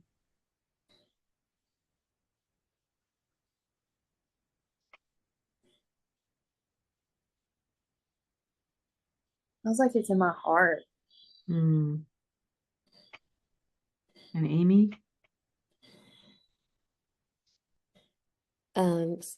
Yeah, very similar, just like right here. Just Chest. Kind of like heartache. yeah, I mean, yeah, it's like that heart breaking. So it's like that because knowing it's not that's so it's like that's gonna sit longer, right? It's like that heartbreak is yeah. As people recover and they see what they've lost and they have to work their way through putting things back together. Right. And every day they're going to be heartbroken. They have to treat that every day. Look at what's gone. Look what's gone. Look what we have to do to put it back together. It'll never be the same, right? Right. Okay, good. So we're going to do that. All right. So everybody tune into the hurt and pain. Ready? Here we go. Community-wide hurt and pain. The whole community and the earth. Right. Okay, here we go. I deeply and profoundly love, accept, and respect myself, even though I feel this way. I deeply and profoundly love, accept, and respect myself, even though the community feels this way. I deeply love, accept, and respect myself, even though the earth feels this way. Ah. All right, start at the top of the head.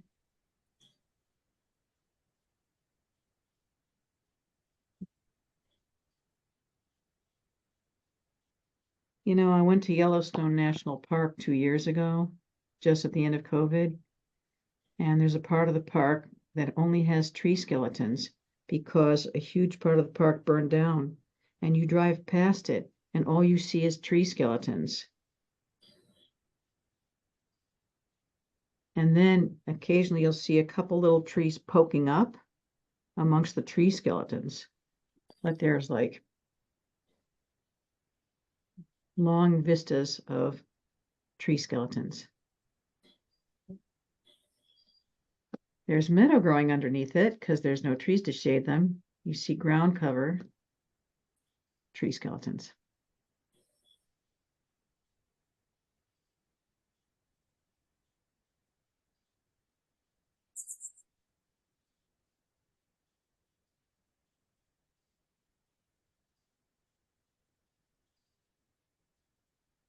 Armpit points. Bottom of the rib cage.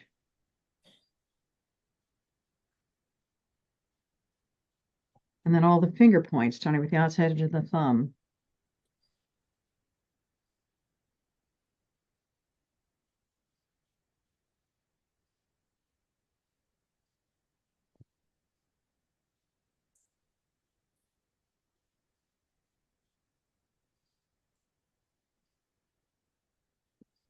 Back of the hand. Eyes closed. Eyes open. Eyes down to one side. Eyes down to the other side. Eyes round and round smoothly in one direction. Roll them. Opposite direction when you're ready. Roll them. Hum a tune out loud.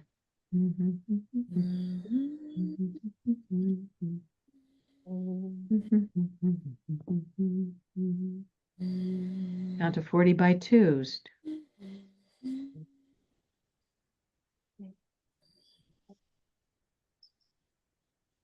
And hum again.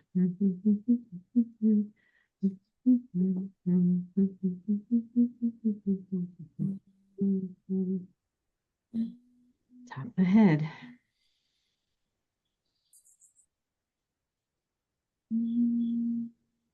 Eyebrows.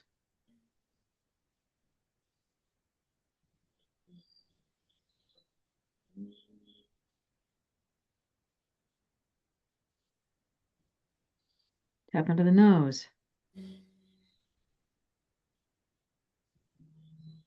Tap under the mouth.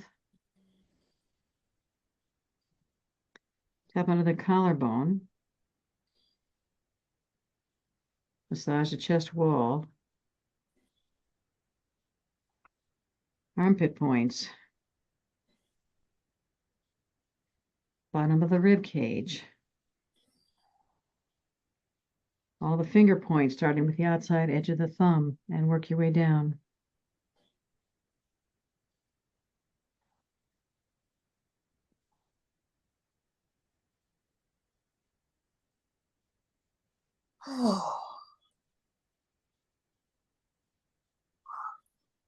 And karate chop.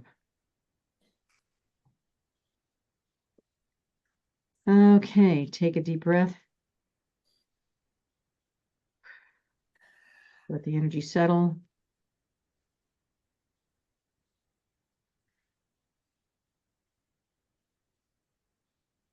Right.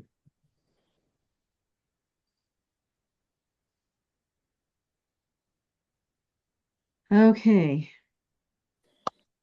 Amy, how do you feel in your upper chest? Definitely more relaxed. Brittany, Yeah, same. your solar plexus? Mm-hmm. Good. See, was the next round coming up? Okay. So, somebody says he feels hungry. Yeah, because his stomach isn't numb anymore.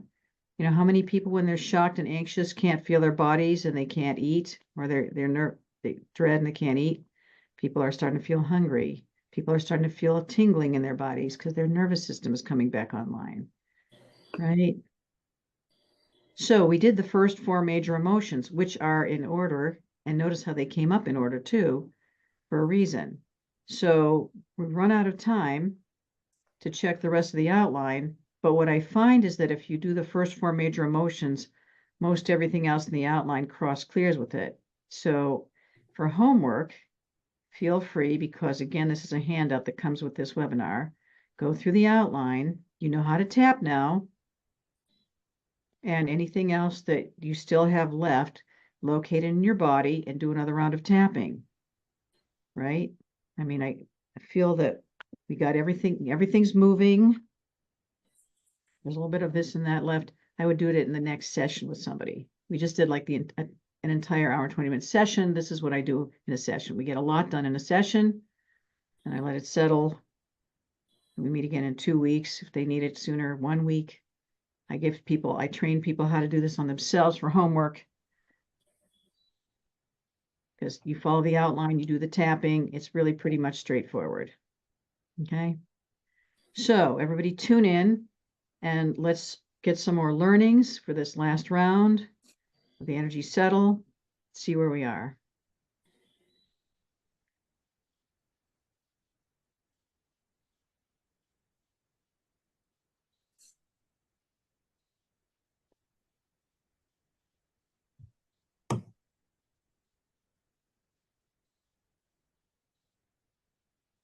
Okay, Amy, Brittany, write some learnings.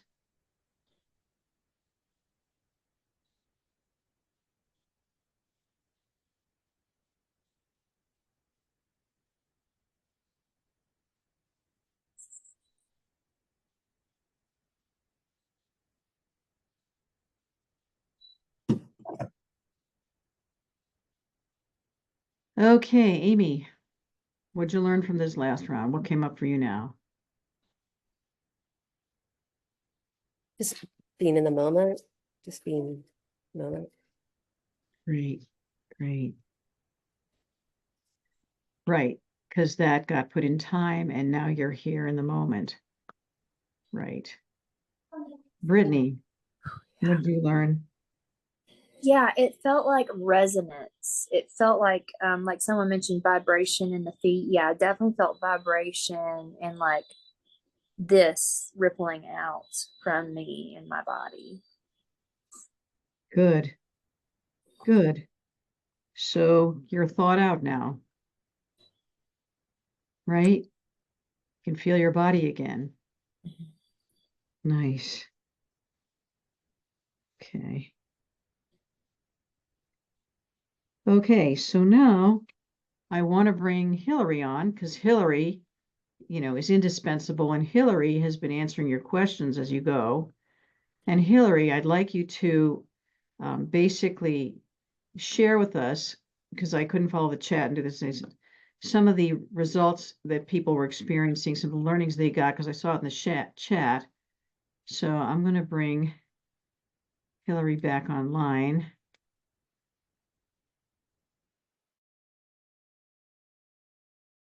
Okay. All right, Hillary.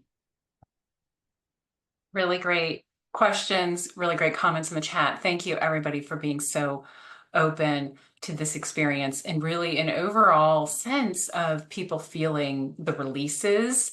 And I was putting in the chat for everybody what that might feel like, because it is different for everybody. And so a lot of feeling of energy moving and lightness. Some people feel really tired after doing this. So if you've been in shock and fear and your nervous system has been heightened for maybe, I don't know, even your whole life, you start tapping and for the first time, your nervous system is starting to feel relaxed and you can actually feel like you want to lay down and fall asleep. Some people feel more energized after tapping because you've been able to release some things and it feels lighter and you don't feel so bogged down. So yeah, some really great things. I know we have a lot of questions about tapping and I wish we had more time.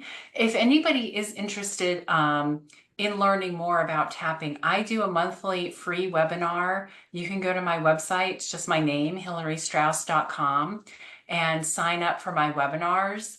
But also Hillary is teaching the Module 1 Yes. training in December. You can look at this. Get the Yeah, so if you want to come to Florida and learn more about this in depth, we do this training live at my office. And then you'll learn all about tapping because there's a lot to it that we can't go into tonight in this webinar. And I'd love to answer everybody's very specific questions. And I tried to get to most of them, so I apologize if I didn't. So you can come do the training, but also on my website, if you sign up for my email list, you'll get an email invite to my free monthly webinar where I do a topic every month on some type of energy healing like this. So I talk about tapping a lot and different topics, boundaries, how to deal with emotional things. And I know there's some questions here. Well, Judith, let do me you finish want to? this. Oh, And- sorry, go And ahead. my next training, because I do it online, Hillary does in person, I do it online. My next training starts February 21st. You can register at hblu.org. And here's the lovely QR code. I feel so advanced and technologically hip QR code. But you can just go to my website and register for the Module 1 training. We do teach people how to treat PTSD with this, but it's a multi-layered structure. So yes, we use the trauma outline for that, but there are 2 steps you have to do in front of that before you can get into that. And we do treat that. So in a 5-day training, basically Module 1, Hillary and I teach you how to treat PTSD with an extended version of this protocol. Now remember, Hillary and I gave a webinar where we really go into detail about the nervous system and the tapping and how it works.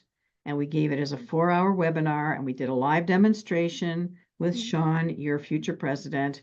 And that's going to be made available for sale by Mary, you know, and the LCCNC. You can buy that. It'll explain all your questions. You can get that answered, or you can take our training, and it's going to be available. And in the short term, on my website, I also have a product where it's a half-hour video called Clear Trauma Now. It basically talks about the trauma outline. It shows the tapping technique, and it shows the neurochemical circuits and how they turn off the fight or flight reflex. It's a half-hour video. You can get that on my website, so hblu.org. Okay, but tonight my focus was de-traumatizing a community. That I'm very unifocused. I have one intention, and that was it. And I feel like the log jam has broken, the shock and fear, the frozenness has cleared from this community. This is what I intended. This is what I wanted. You want to learn more how to do this, you follow up with us, but this is what I wanted today. Okay. Now, Mary, are you still here? Yes, hello. I want to thank Mary for being so fabulous. Oh, thank you so much, Judith and Hillary, Dr. Swack and Hillary, for extending this healing to be continued. We welcome you back for the November event, Clearing Ancestral Trauma. Let's continue the clearing. Let's continue the healing as well.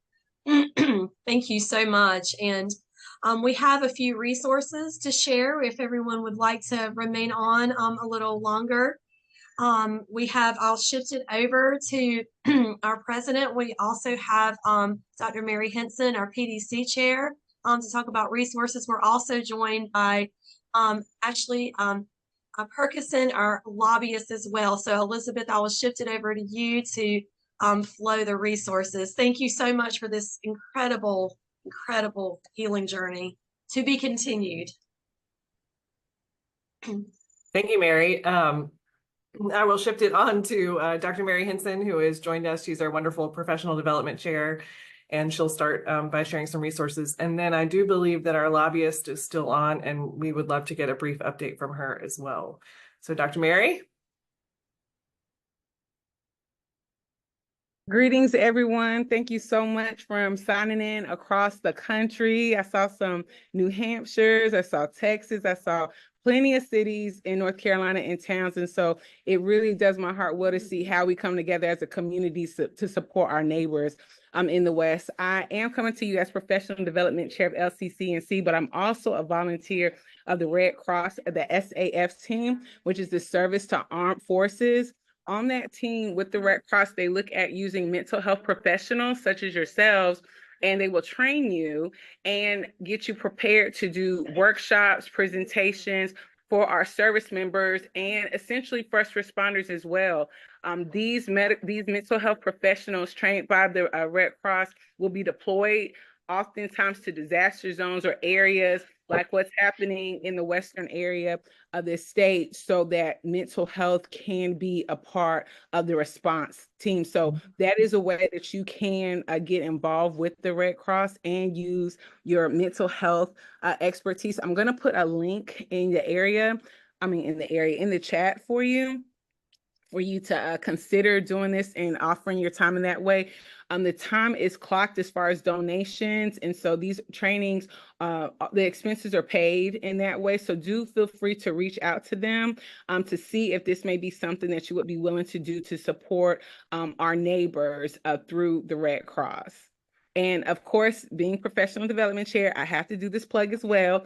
Our planning through LCCNC for your professional development is on a spotlight every single month, where we have the First Friday series, where we have additional learning opportunities such as these. And so I'm sure someone's already talked about membership, but we do encourage you to keep it going. This was a great presentation. Thank you so much to our presenters today, but we want you to continue to make sure that your chops, that your specialization, so that your your skill set becomes strengthened. And so each month we offer trainings and workshops, and we record those when we're able to do so. And there is a learning library, a home study, course study that is available through the site as well. So as a member, this training along with the trainings every single month are no cost to you. So I'm also going to put a link for that in the chat as well. Thanks so much for your time this evening.